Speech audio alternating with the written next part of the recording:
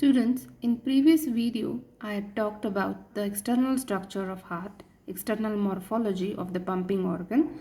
Now in this video, we'll talk about the internal structure of heart. Now like in external structure, internally the two superior receiving chambers, that is atria, are clearly visible here. These are two inferior pumping chambers, those are ventricles. Now let us first study atrium. This is right atrium.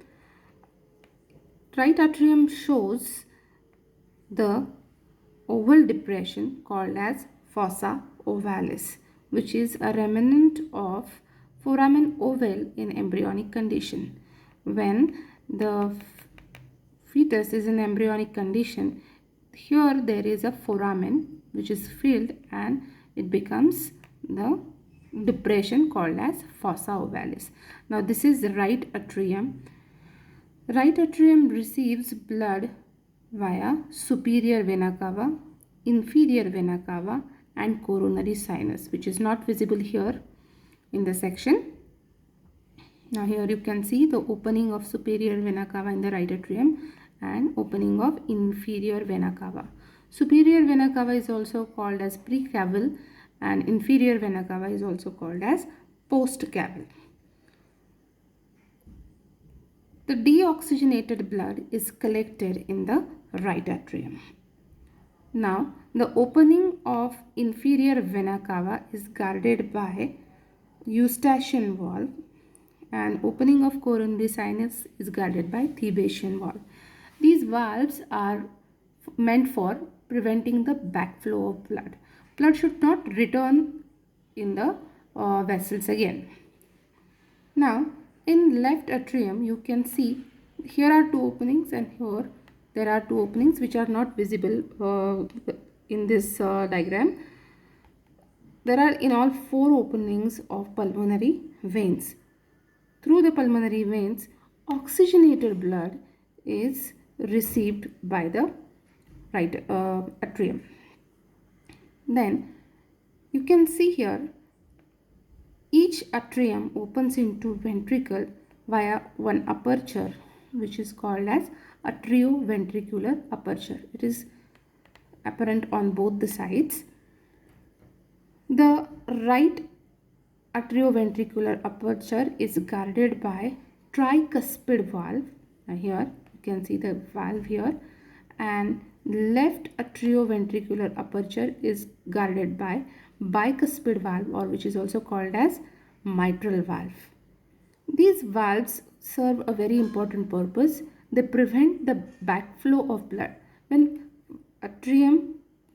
from atrium, blood when enters into the ventricles, it is not allowed to go back into atria because of the valves. Then we can see the ventricles are separated by a curtain-like structure which is called as interventricular septum. Ventricles are inferior thick-walled pumping chambers. Now you can see as compared to atria, the ventricles have very thick wall. Then the left ventricle has thickest wall. If you compare the right and left ventricle, the left ventricle shows the thick wall because it has to pump the blood into the systemic aorta, and from here it is going to go to the different body parts. As the blood is to be pumped over a long distance, the pressure, adequate pressure is to be created on blood. That is why the wall of left ventricle is thicker. Now if you will see, blood from the ventricle goes to aorta. Blood from left ventricle goes to systemic aorta. Now this blood also should not revert back. So to prevent this, there is presence of semilunar valve at the base of systemic aorta, or this aortic arch. In the right ventricle also, you can see blood from right ventricle is pumped into the pulmonary trunk which bifurcates into left and right pulmonary artery. Here you can see at the base of the pulmonary trunk there is presence of semilunar valve, which again prevent the backflow of blood. Now, if you watch closely the wall of ventricles, it is thrown into irregular folds.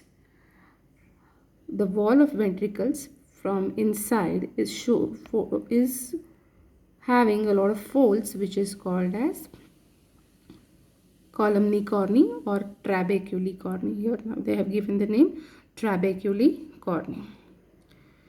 Here you can see the papillary muscles also.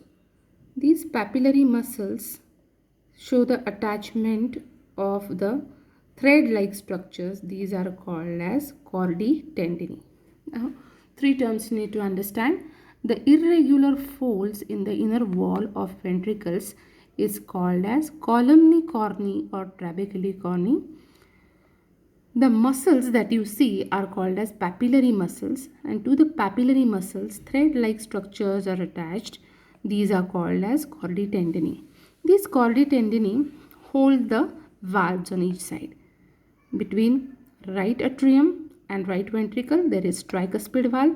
Between left atrium and left ventricle there is bicuspid or mitral valve. This way you can explain the internal structure of heart.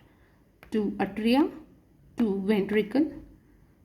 Right atrium receives blood which is deoxygenated blood, and left atrium receives oxygenated blood from lungs. Here we complete the description of internal structure of heart.